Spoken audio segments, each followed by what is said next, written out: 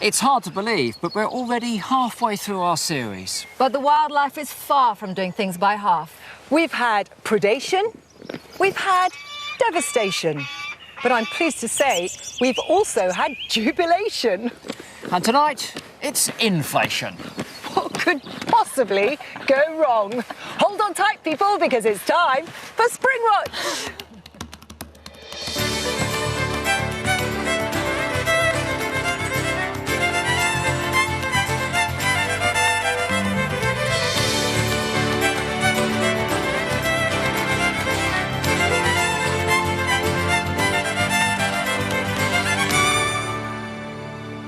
Hello and welcome to Springwatch 2017, coming to you from the very, very wet Sherborne Estate in Gloucestershire.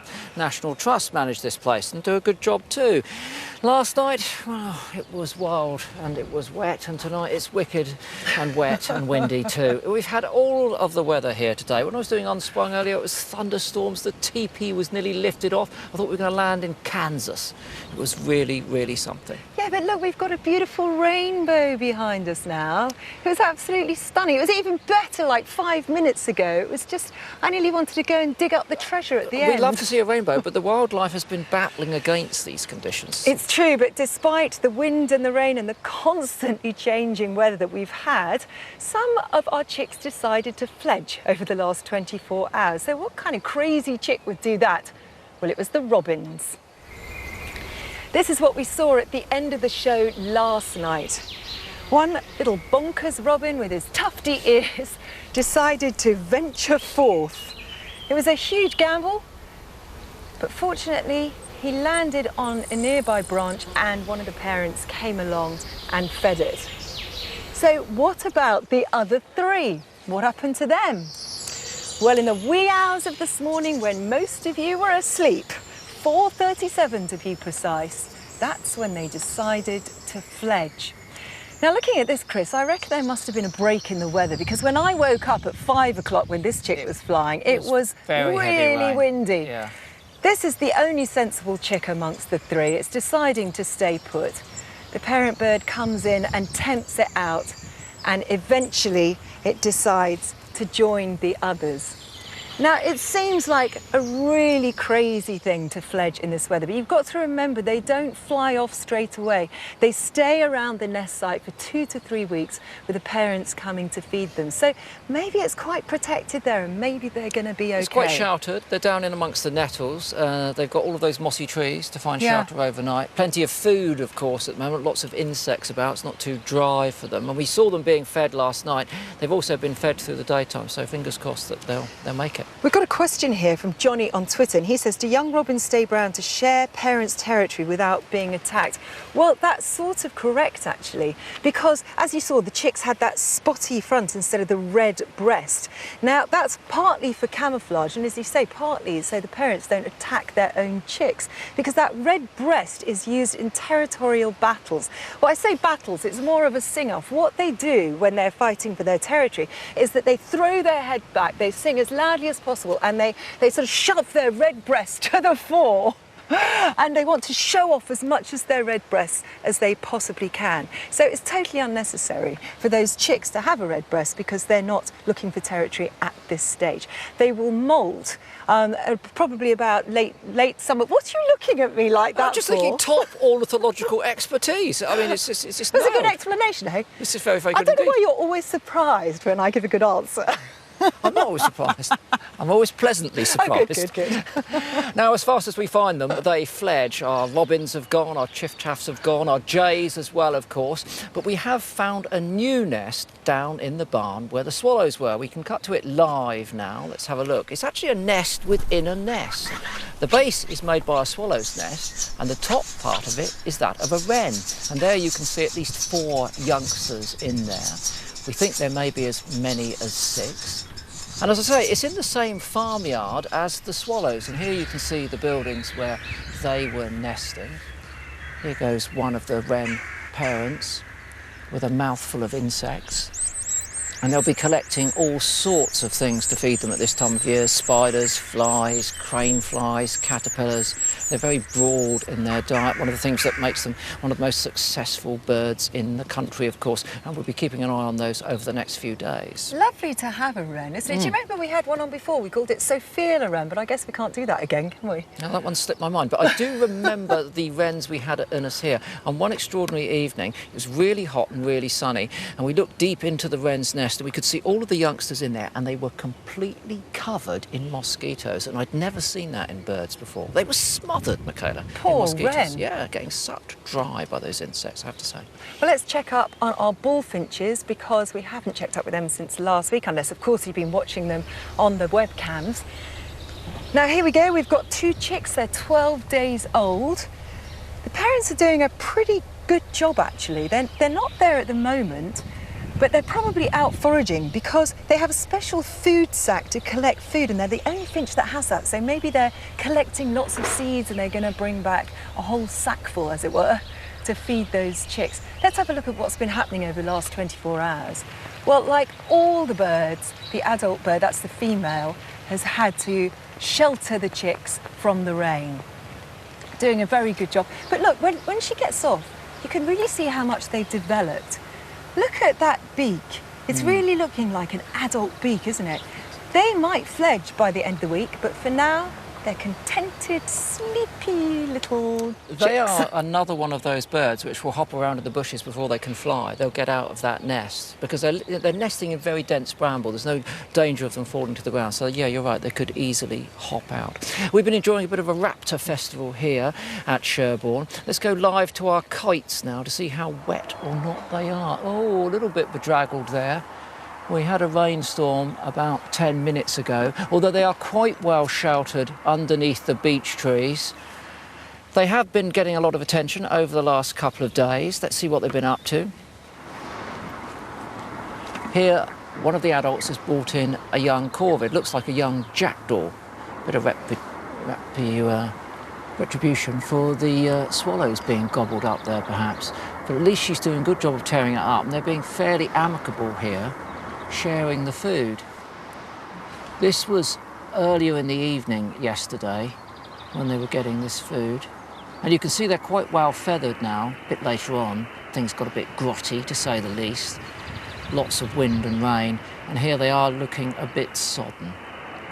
And that's exactly how Michaela and I felt last night. In fact, it's exactly how most of the crew looked just now after the rainstorm earlier. But joking aside, these birds do dry out, and they have got enough feathers now, and they're big enough now, and it's not cold enough to present too much of a threat to them. They went quite a long time without food today, possibly because of the wind and the rain. That was hampering the adults' ability to find it, but they have been bringing it in since. So I think, yeah, the kites are doing well. Don't need to worry too much about them. It's amazing how they're all coping with this weather, isn't it? Because, I mean, 2 weeks ago it was boiling hot. We were all in shorts, you know, and now it's raining, it's cold, it's windy. It's a massive contrast for them to deal with. That's what it's like in the UK, isn't it? Yeah. That's what we love about Britain, isn't it?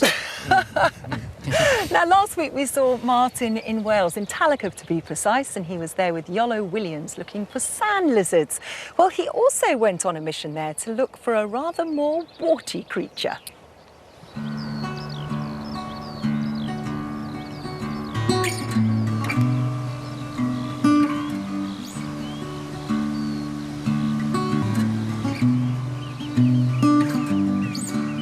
I've come to the northeastern tip of Wales, to the mouth of the Dee estuary. In fact, Liverpool's just over there.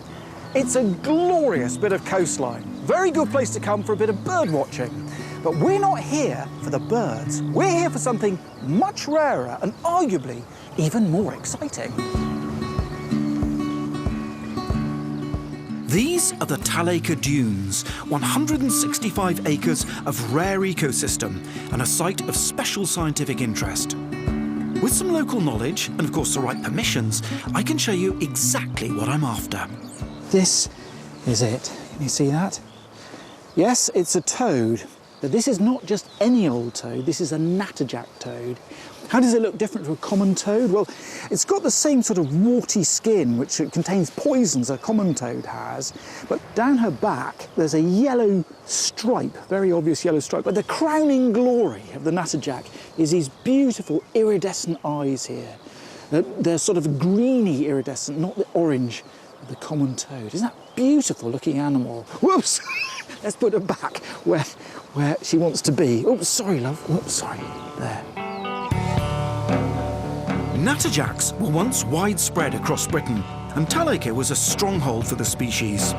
But in the early 1900s, people began to live on the dunes. And during the Second World War, German bombing raids on Merseyside saw many more flee to the safe retreat of Talacre, eventually driving the natterjacks away. In recent years, conservation workers helped rejuvenate the sandy habitat, and 20 years ago, natterjacks were finally reintroduced into what's now the most successful reintroduction site in Britain, and all thanks to John Buckley from the Amphibian and Reptile Conservation Trust.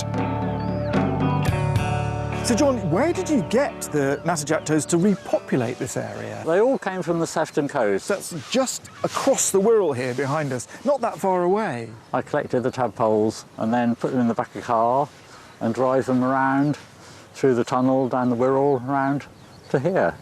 So all the ones that we're looking at here are probably descendants from your car journey through the tunnel. Yes. Fantastic bit of conservation. It was good.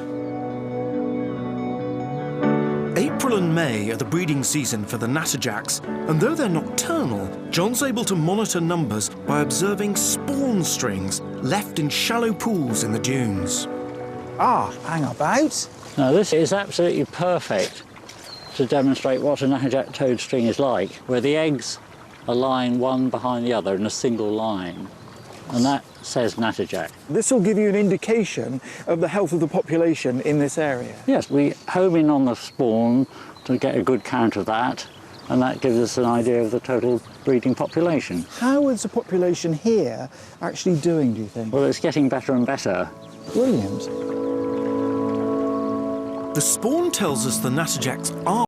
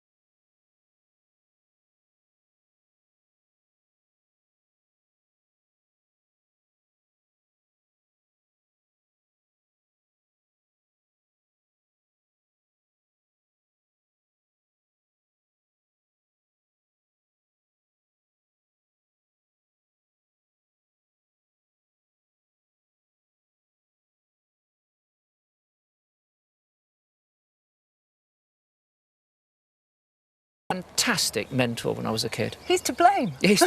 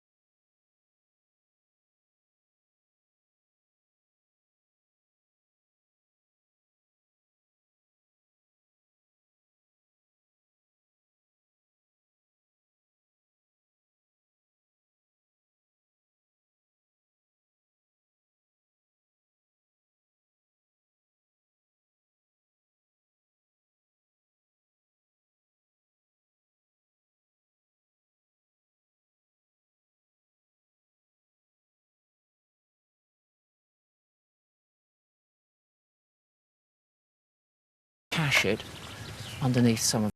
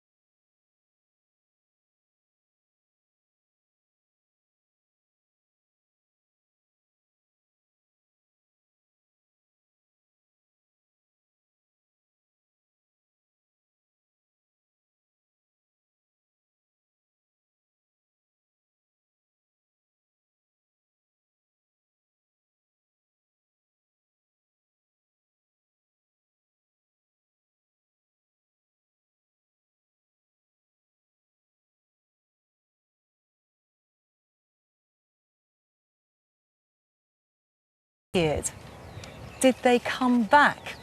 Well, tomorrow Martin's going to be up in Pitlockery in Ian's house to see if he can find them.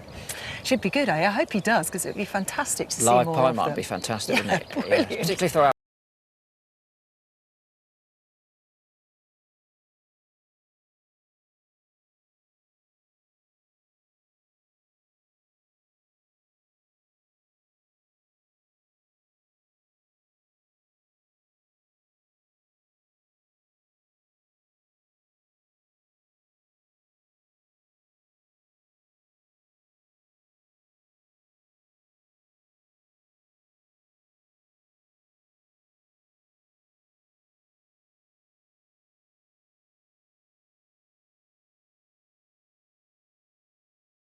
On our website, BBC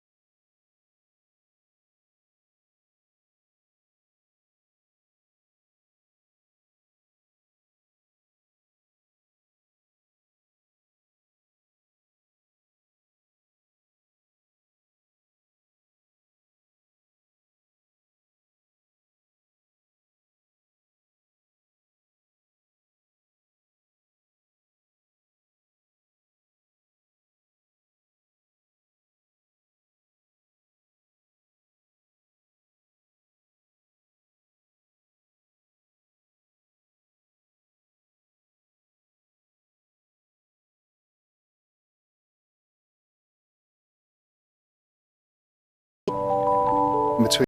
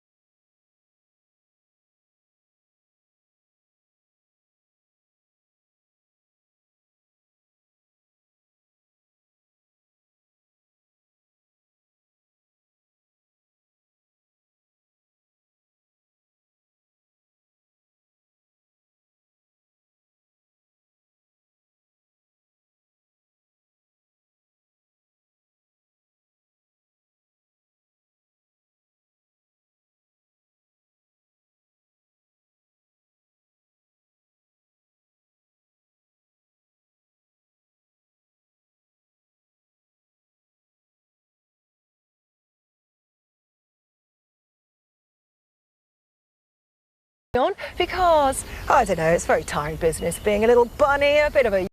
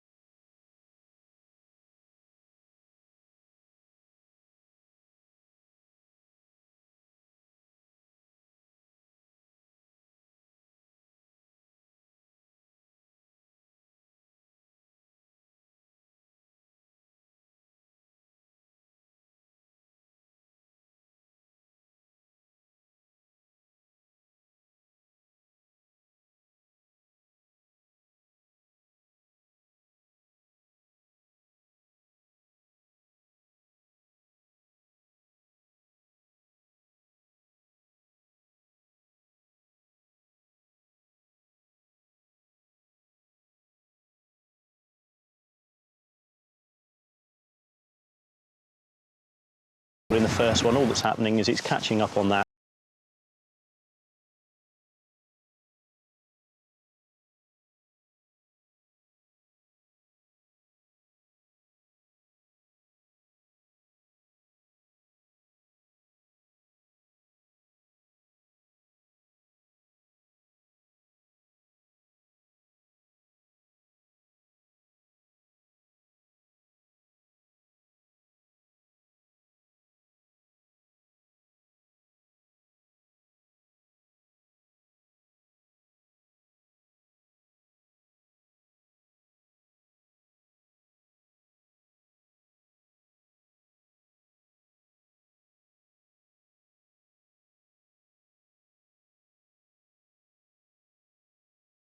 To stop entanglements like these and the many hundreds of similar incidents that occur with dolphins and porpoises every year.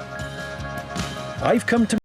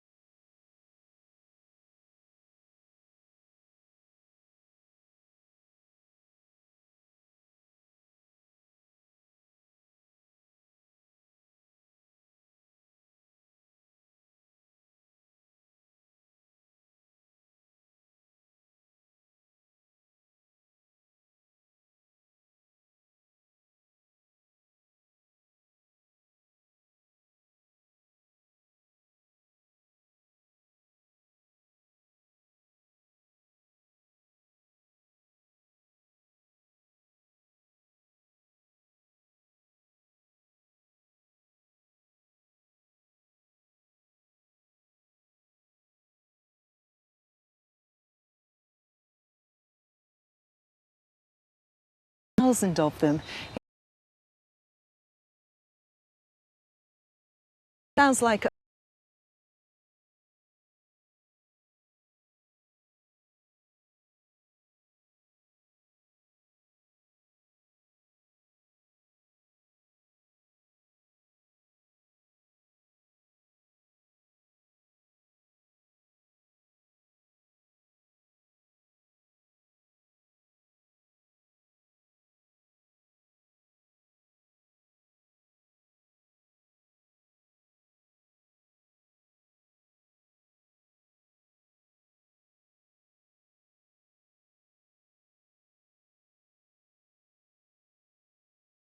Wales.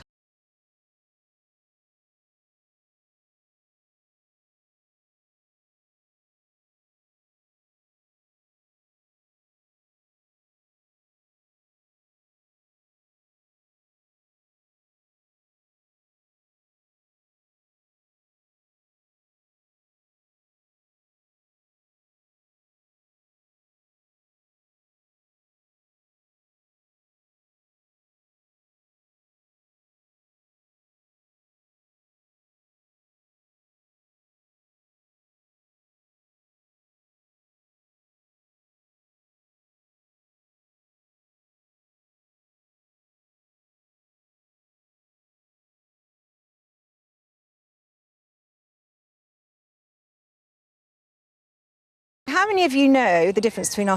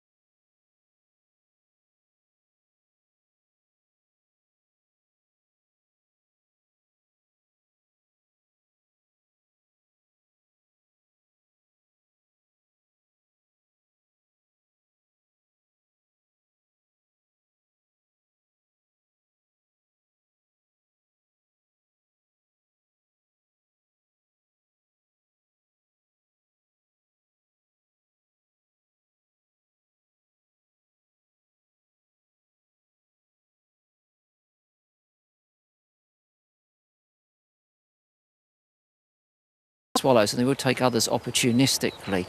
So that kestrel